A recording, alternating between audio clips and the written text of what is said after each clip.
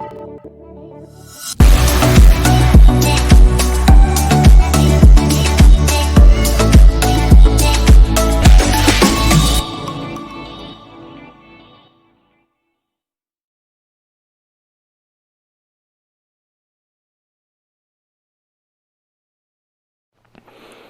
हिंद दोस्तों।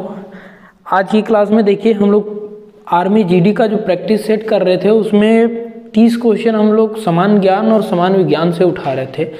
गणित का जो पोर्शन, मैथ का जो पोर्शन था वो छूट रहा था हमारा, तो आज से हम उसको भी स्टार्ट करते हैं। और देखिए ज़्यादा क्वेश्चन करने का कोशिश हम नहीं करेंगे, बहुत कम क्वेश्चन करेंगे, लेकिन जो भी क्वेश्चन करेंगे जिस पोर्शन से होगा उसको बहुत बेहतर ढंग से आगे समझते हुए बढ़ेंगे, ताकि उससे रिलेटेड क्वेश्चन भी बने तो आप बना सकें। क्वेश्चन बनाने का सिर्फ ये मकसद नहीं होना चाहिए कि आंसर आए, उसका कॉन्सेप्ट समझना बहुत ज़रूरी है। देखिए पहला क्वेश्चन हमारा कहता है, पहला क्वेश्चन हम पढ़ते हैं, ये राम सिंह यादव का ही बुक का क्वेश्चन हम आप लोग के सामने रखे हैं, बुक से ही क्वेश्चन करा रहे हैं, ठीक है सारा। और इससे क्वेश्चन देखिए, इसको अगर यदि पूरा प्रैक्टिस करते हैं आप ढंग से, रट्टा नहीं मारना है, समझते हुए अगर यदि बनाते हैं तो इसी बेसिस पर आर्मी जीडी का भी एग्ज़ाम लिया जाता है, ठीक है। देखिए आगे हम लोग बढ़ते हैं, बोलता है क्वेश्चन, पहला क्वेश्चन हम लोग करेंगे, बिल्कुल ध्यान से सुनिएगा। पहला क्वेश्चन क्या कह रहा है? पहला क्वेश्चन, एक संगीत विद्यालय में 70% विद्यार्थी लड़के हैं। एक संगीत विद्यालय है जिसमें 70% विद्यार्थी जो हैं लड़के हैं। यदि लड़कियों की संख्या 255 हो तो लड़कों की संख्या ज्ञात कीजिए। चलिए अब इसको समझते हैं। कोई एक विद्यालय है जिसमें विद्यालय में बॉयज़ जो हैं, बॉयज़ वो कितना है? 70%। बॉयज़ का बात कर दिया कि 70% है, ठीक। और गर्ल्स जो है, गर्ल्स जो है, लड़कियां जो है वो बोला 255 लड़की है, 255 लड़की है। अब जरा इसको समझिए, जब भी आप प्रतिशत पढ़ते होंगे, तो आपके दिमाग में एक बात रहता होगा कि टोटल कोई भी चीज़ का कुल भाग जो होता है 100% होता है। 100% अगर यदि आप बोल दिए 100%, मतलब विद्यालय में टोटल लड़का लड़की मिला के कितना होगा? 100%। दोनों मिला के कितना होना चाहिए? 100%। ये बात तो आप लोग जानते होंगे अगर यदि प्रतिशत पढ़े हैं तो, और नहीं पढ़े हैं तो मेरे YouTube चैनल पे अपलोड है प्रतिशत का, ये आप उसको जरूर देखिए। 100% रहता है, ठीक। 100% में आप बोल दिए कि 70% अगर यदि बॉय है, लड़का जो है 70% है, तो लड़की कितनी होगी? लड़की आप बोलिएगा 30% होगी। क्या 100% में अगर यदि लड़का को बांट दिए 70% के तौर पे, तो लड़की हमारी बच गई 30%। और यही 30% नंबर में कितना है? 255 के बराबर।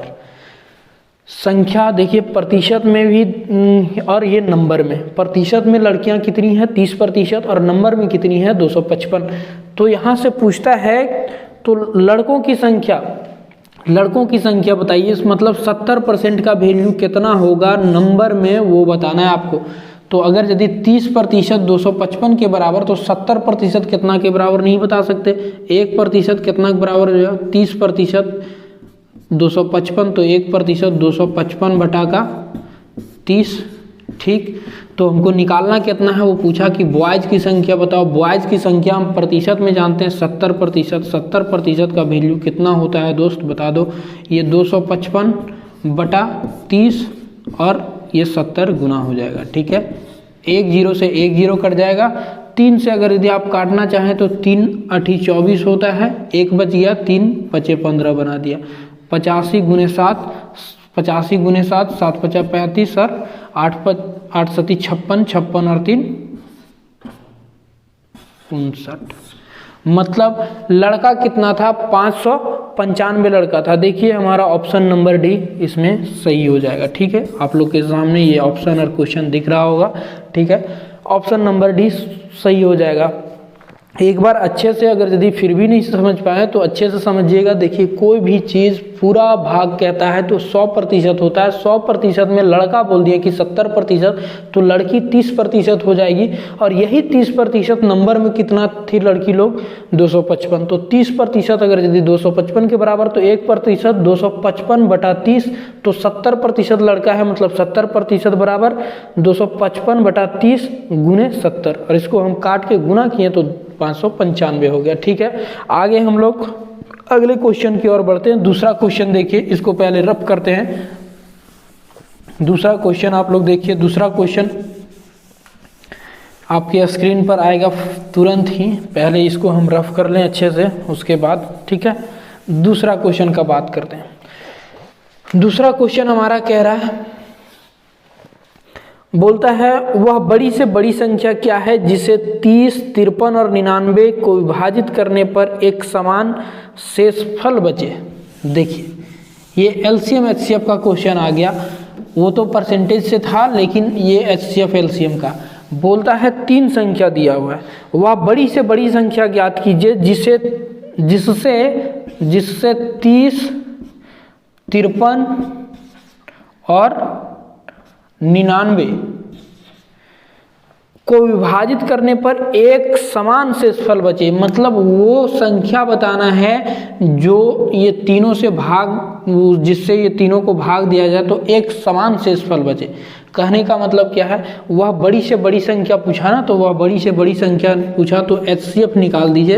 एचसीएफ हाईएस्ट कॉमन फैक्टर वो निकाल दीजिए, आपका वही वो संख्या होगा जिससे भाग देने पर तीनों को भाग दीजिएगा तो एक समान शेषफल बचेगा। जैसे एचसीएफ निकालिएगा तो एचसीएफ निकालने का तरीका बहुत है। आप जो बचपन में बचपना करते थे वो कर सकते हैं, नहीं तो आप ऐसे कर सकते हैं कि ये तीनों में से दो जिसका गैपिंग कम है उसका लीजिए। गैपिंग कम है कहने का मतलब देखिए 30 और 55 का गैपिंग कम है, 53 और 99 का लीजिएगा तो ज़्यादा हो जाएगा। कितना का गैपिंग है, 23 का गैपिंग है, तो इसका एचसीएफ क्या हो जाएगा 23। आप देख लीजिए 23 निकाल के जैसे भाग देते थे आप, पहले ये दोनों का एलसीएम एचसीएफ निकालिएगा, फिर इस जो आएगा उससे इसको भाग दीजिएगा, एचसीएफ निकल जाएगा आपका, ठीक है। लेकिन एचसीएफ निकालने का दूसरा तरीका, जैसे कोई बोलता है 4 और 12 का 4 और 8 का एचसीएफ बताइए, 4 और 8 का, तो आप क्या कीजिएगा, देखिए अंतर कितना आता है 4, तो 4 ही इसका एचसीएफ होगा। देख लीजिए आप 4 से 4 को भागा दीजिए 8 में, तो 2 बार में 8, 2 बार में 8, पूरा कितना कट गया, ये 4 ही हो जाएगा एचसीएफ, ठीक है। कैसे निकालते हैं, हाईएस्ट कॉमन फैक्टर, ऐसे भी फैक्टराइज 4 गुने 1 और 8 को लिखिएगा 4 गुने 2। हाईएस्ट कॉमन फैक्टर क्या है, 4 है, मतलब एचसीएफ हमारा क्या आ जाएगा 4 आ जाएगा। तरीका बहुत है, लेकिन आप सिर्फ गैपिंग, सबसे छोटा गैपिंग जिसका देखेगा उसको सिर्फ ले लीजिएगा, वही उसका एचसीएफ होता है, ठीक है। ध्यान रखिएगा इस बात का। तो इस नंबर इसमें ऑप्शन, इसमें भी डी, दूसरा क्वेश्चन का भी ऑप्शन नंबर डी हमारा हो जाएगा उत्तर, ठीक है 23। अब आगे बढ़ते हैं हम अगले क्वेश्चन की ओर। अगला क्वेश्चन देखिए, अगला क्वेश्चन भी एचसीएफ एलसीएम से ही है, सुंदर क्वेश्चन है। ऐसा क्वेश्चन बहुत सारे एग्जाम में आता है दोस्त, थोड़ा ध्यान से देखना इसे भी आप सब।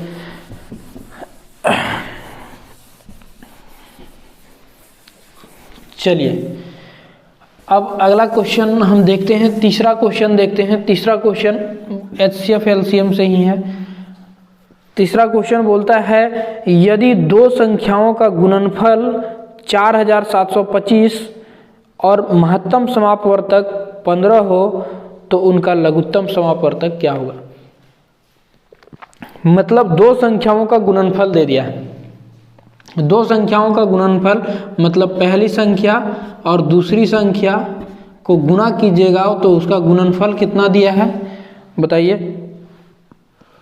4725 और महत्तम समापवर्तक मतलब एचसीएफ इसका कितना दिया है, एचसीएफ दे दिया है आपका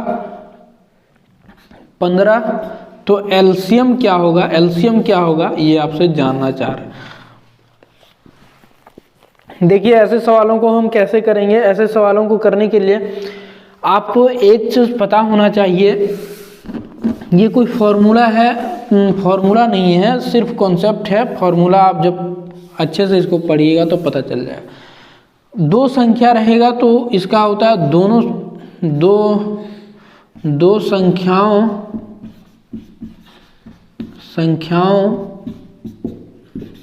का गुणनफल जो है वो बराबर होता है एलसीएम वो दो संख्याओं के एलसीएम गुने एचसीएफ के। कहने का क्या मतलब है, अगर यदि हम दो संख्या आपको देते हैं 4 और 5 देते हैं तो इसका एलसीएम निकालिएगा तो एलसीएम कितना हो जाएगा बताइए। एलसीएम हो जाएगा आपका 4 × 5 = 20 और एचसीएफ कितना हो जाएगा। एचसीएफ हम क्या बोले थे, एचसीएफ डिफरेंस 1 का 1 हो जाएगा इसका एचसीएफ।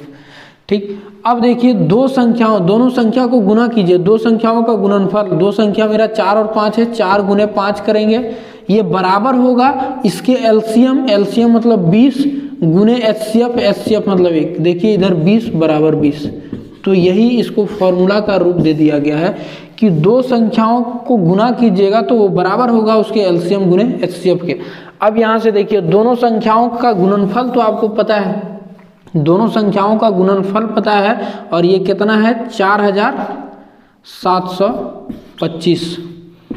ये बराबर होना चाहिए किसका, इसका एचसीएफ और एलसीएम देखिए आपको पूछ रखा है, एलसीएम तो दिया ही नहीं, पूछ रखा है तो एलसीएम की जगह एलसीएम ही रहने दीजिए, गुना एचसीएफ कितना दिया है 15, मतलब एलसीएम कितना हो जाएगा। एलसीएम बराबर आप बोलिएगा 4725/15, ये नीचे आ जाएगा और इसको काट दीजिएगा, आपका उत्तर आ जाएगा। ठीक है, 15 से कितना बार में, 3 टाइम में, 15 × 45, 2 बचा।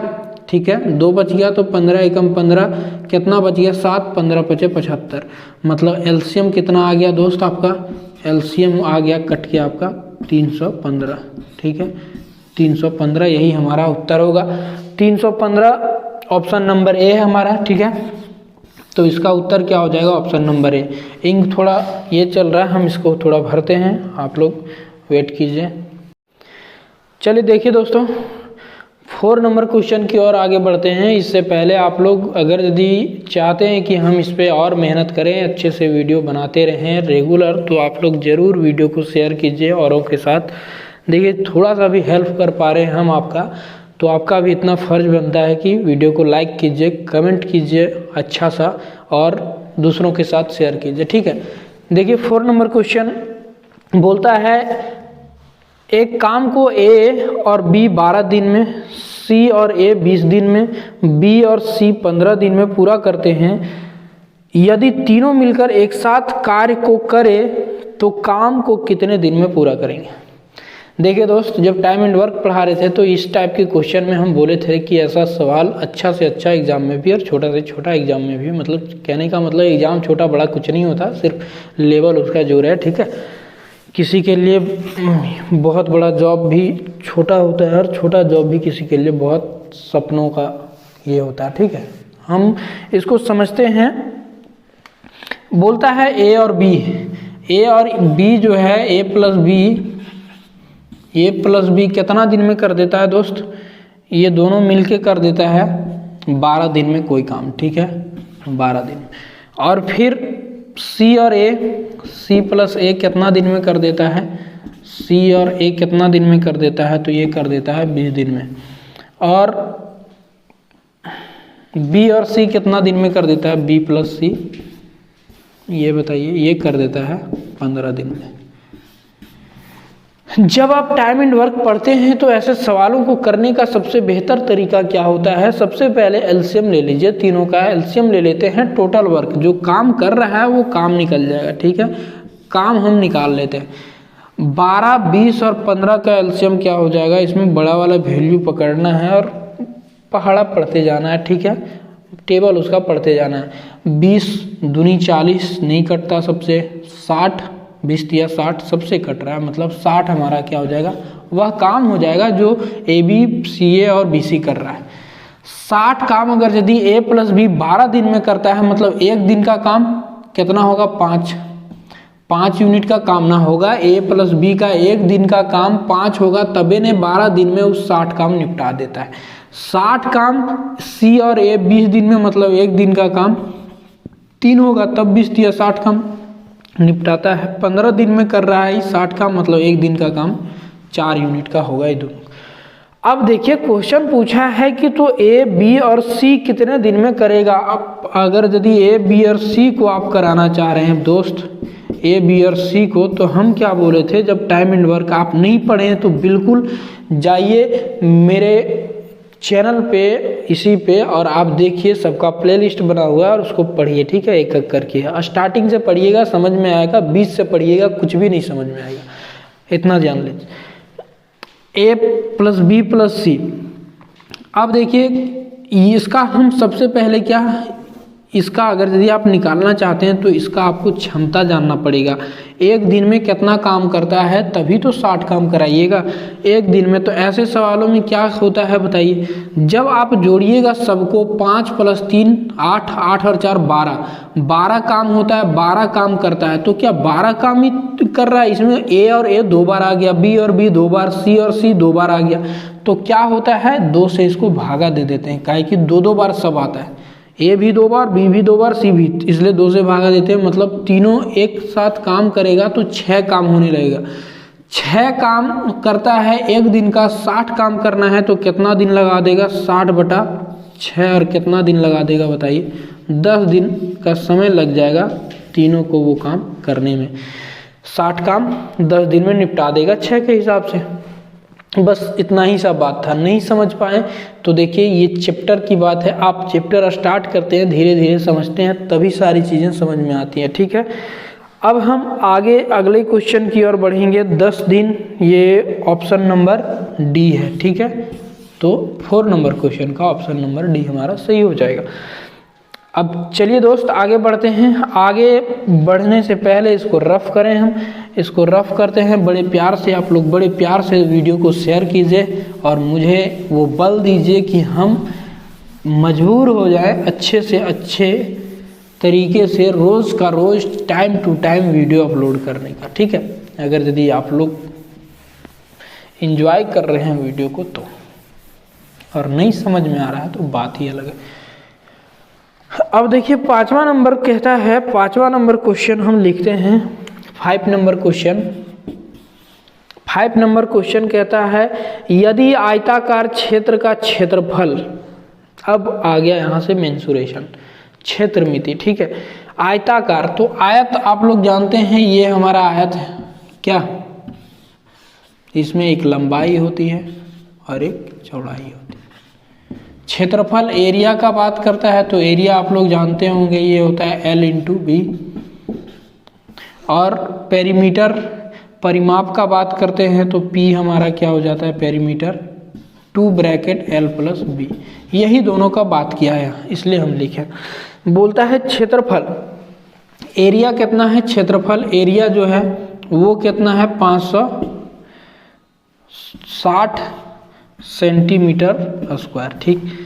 और एक भुजा, इसकी एक भुजा तो इसका परिमाप, एक भुजा हम लंबाई मान लेते हैं कि लंबाई इसका दिया है कितना, पहली भुजा दे दिया है 20 सेंटीमीटर। तो दूसरी भुजा का बात किया है कि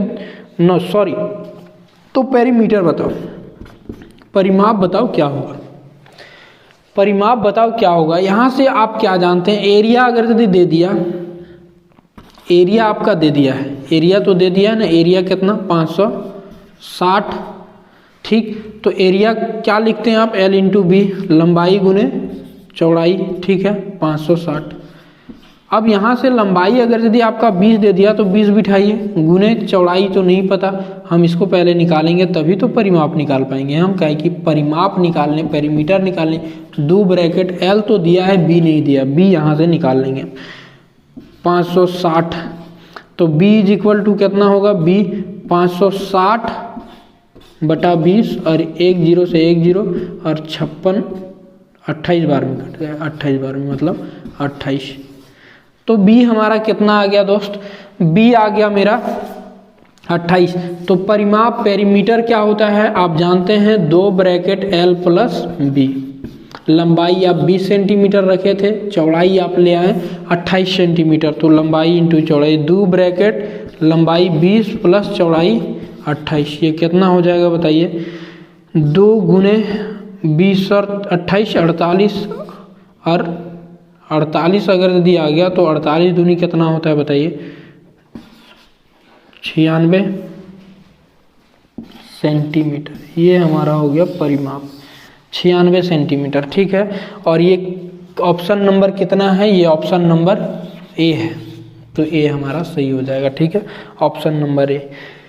देखिए दोस्तों, हम लोग 5 क्वेश्चन किए हैं। 5 क्वेश्चन देखिए, ज़्यादा बड़ा वीडियो हम नहीं देंगे, ज़्यादा बड़ा वीडियो देने से कोई फ़ायदा नहीं है, आप लोग देखते नहीं हैं। जिस दिन लगेगा कि आप लोग इस चीज़ पे बहुत ज़्यादा उत्सुक हैं, हम नंबर ऑफ क्वेश्चन कर देंगे ज़्यादा। अभी 5 क्वेश्चन किए, इस 5 क्वेश्चन में देखिए एलसीएम एचसीएफ से हमारा 2 क्वेश्चन था, एलसीएम एचसीएफ से 2 क्वेश्चन था, 1 क्वेश्चन था टाइम एंड वर्क से, 1 था परसेंटेज से और 1 हम लिए मेंसुरेशन से, क्षेत्र मिति से। ये चैप्टर आप लोग देखिएगा, रिवाइज कीजिएगा, आगे और इसका क्वेश्चन बनेगा, हम लोग बनाएंगे। ठीक है, आज के लिए इतना ही रखते हैं। जय हिंद, अपना ख्याल रखिए और अपनों का ख्याल रखिए।